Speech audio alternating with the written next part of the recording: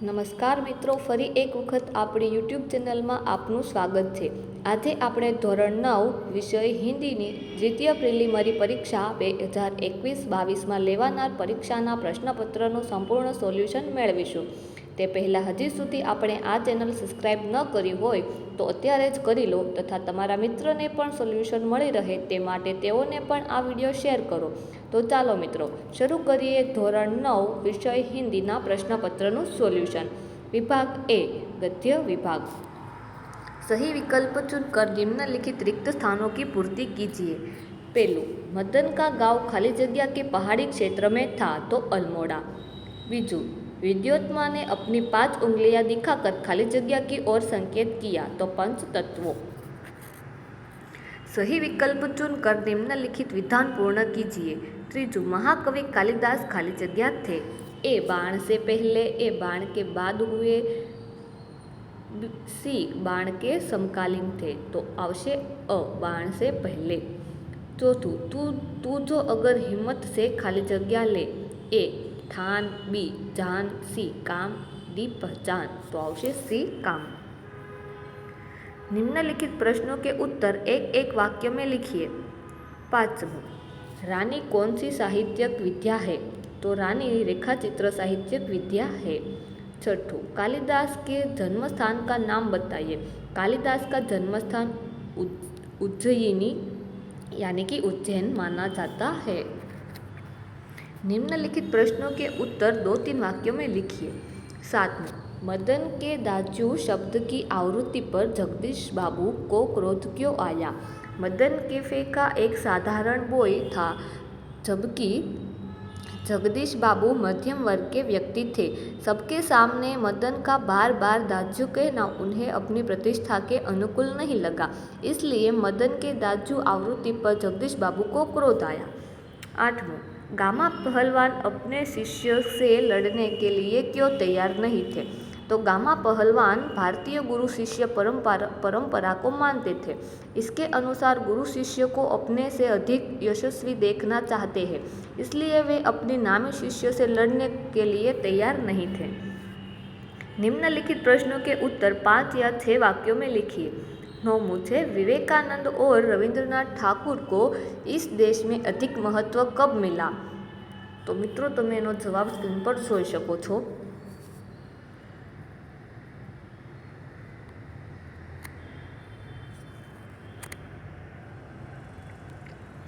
अथवा 9, विद्योत्मा का परिचय दीजिए। तो एनो पण जवाब तमे मित्रों स्क्रीन पर जोई शको छो।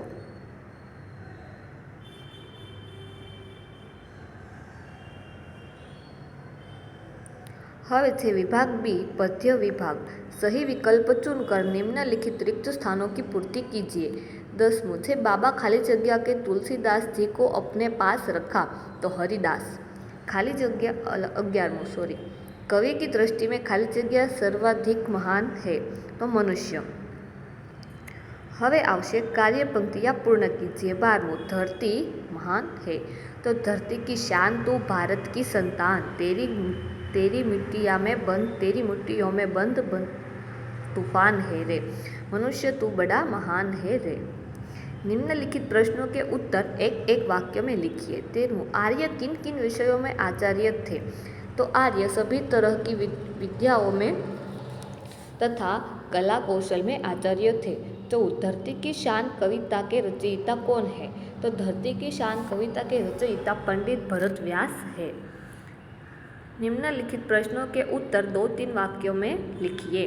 15, तुलसीदास ने भगवान के कौन कौन से गुण बताए। तुलसीदास जी कहते हैं कि भगवान अत्यंत दयालु, दानी और पाप हरता है। वे अनाथों के नाथ, दुखियों के दुख दूर करने वाले तथा सब तरह के हितैषी है। 16, मनुष्य को कौन सा वरदान मिला है तो मनुष्य की आत्मा में स्वयं भगवान रहते हैं, इसलिए उनके प्राणों को अमरता का वरदान मिला है। हवे छे निम्नलिखित प्रश्न के उत्तर 5-6 वाक्यों में लिखिए। 17, तुलसीदास ने अपने और भगवान के बीच कौन कौन से संबंध जोड़े हैं क्यों। तो जवाब मित्रों તમે स्क्रीन पर જોઈ શકો છો।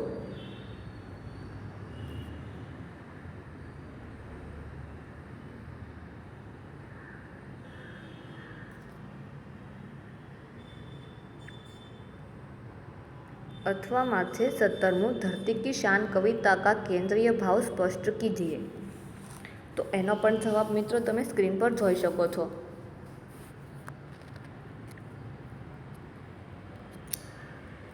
हवे आवशे विभाग सी व्याकरण। निम्नलिखित मुहावरे का अर्थ देखकर वाक्य में प्रयोग कीजिए। 18मुं छे पसीने की कमाई तो कठिन परिश्रम का फल। एनु वाक्य बनशे इंजीनियरिंग की यह डिग्री मेरे पसीने की कमाई है। निम्नलिखित कहावत का अर्थ स्पष्ट कीजिए। अर्थात अंधेरी नगरी चौपट राजा टके शेर बाजी टके शेर खाजा। तो अर्थ है मूर्ख शासक के शासन में अन्याय और अव्यवस्था होती है, वहाँ भले बुरे सब एक समान समझे जाते हैं। निम्नलिखित वाक्यों को शुद्ध कीजिए। 20 थे वह आदमी को दौलत का घमंड है तो उस आदमी को दौलत का घमंड है। निम्नलिखित शब्दों का विरोधी शब्द लिखिए। तो रोगी तो आवशे निरोगी। हवे छे निम्नलिखित शब्दों का पर्यायवाची शब्द। 22 शांत तो के गौरव।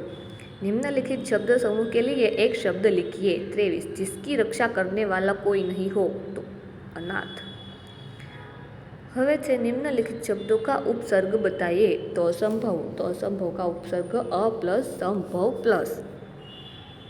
निम्नलिखित वाक्यों में से भाववाचक संज्ञा पहचान कर लिखिए। तो 25 से पराया सौंदर्य देखकर लोग मोहित हो जाते हैं। तो सौंदर्य भाववाचक संज्ञा है।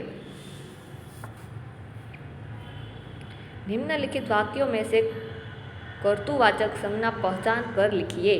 तो 26 से कालिदास संस्कृत साहित्य के महान कवि के रूप में प्रसिद्ध है। तो कवि कर्तुवाचक संज्ञा है। निम्नलिखित वाक्यों में से विशेषण पहचान कर लिखिए। 27 एक दिन महंत और उनके 2 शिष्य अंधेरी नगरी में आ पहुँचे। तो विशेषण एमनु छे के अंधेरी। विभाग डी लेखन विभाग। निम्नलिखित परिच्छेदों को पढ़कर उनके नीचे दिए गए प्रश्नों के उत्तर लिखिए। तो आमा तमने पेरेग्राफ आपेलो छे एमांथी तमने प्रश्न पूछ्या छे अने एमांथी ज तमारे जवाब गोतीने लखवाना छे। तो प्रश्न छे 28मो मानव ने पुस्तक का आरंभ किस लिए किया था। तो नीचे जवाब छे मानव ने पुस्तक का आरंभ अपने अनुभव से प्राप्त ज्ञान को नष्ट होने से बचाने के लिए किया था। हवे छे 29मो पुस्तकों से हमें किनकी जानकारी मिलती है। तो पुस्तक तो बीजो उत्तर छे बीजो। पुस्तकों से हमें प्राचीन वीरों, महात्माओं, ऋषियों, नाटककारों तथा कवियों की आदि की जानकारी मिलती है। 30मो छे उपरयुक्त गद्य खंड के लिए उचित शीर्षक दीजिए। तो एनो उचित शीर्षक छे पुस्तकों का महत्व। हवे छे निम्नलिखित रूपरेखा के आधार पर कहानी लिखकर शीर्षक और सीख लिखिए। तो तमने पेरेग्राफ आपेलो छे ए प्रमाणे तमारे वार्ता लखवानी छे। ने शीर्षक छे प्रयत्न से सफलता।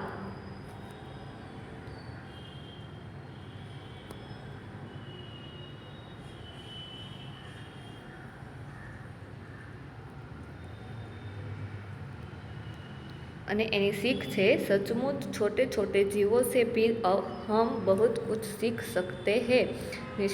निष्फलता मिलने पर भी प्रयत्न जारी रखने से अंत में सफलता जरूर मिलती है। अथवा मां 31मो प्रश्न है निम्नलिखित पत्र लेखन कीजिए। तो चाचा जी ने संदीप पाठक को उसके जन्मदिन पर उपहार के रूप में एक कैमरा भेजा है। संदीप 161 उषा किरण तिथल रोड वलसाड़ से उनका आभार मानते हुए पत्र लिखता है। तो अहींया तमने मित्र पत्र लखेलो छे ए प्रमाणे तमे जोई शको छो।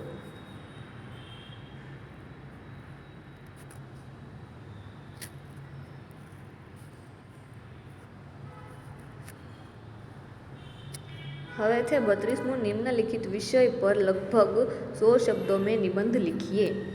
तो पुस्तकालय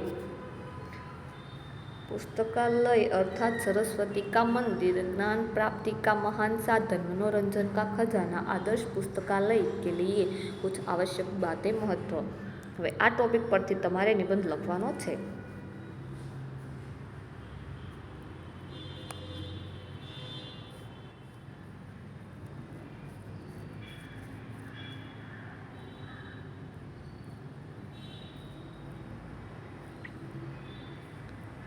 અથવામાં છે બીજો નિબંધ વૃક્ષારોપણ.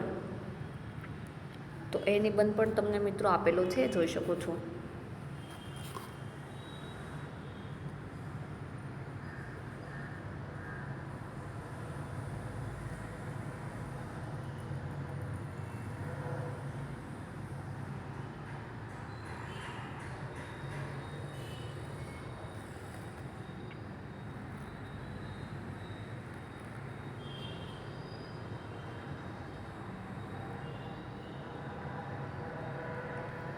આ સોલ્યુશન જોવા બદલ આપનો ખૂબ ખૂબ આભાર. ધન્યવાદ.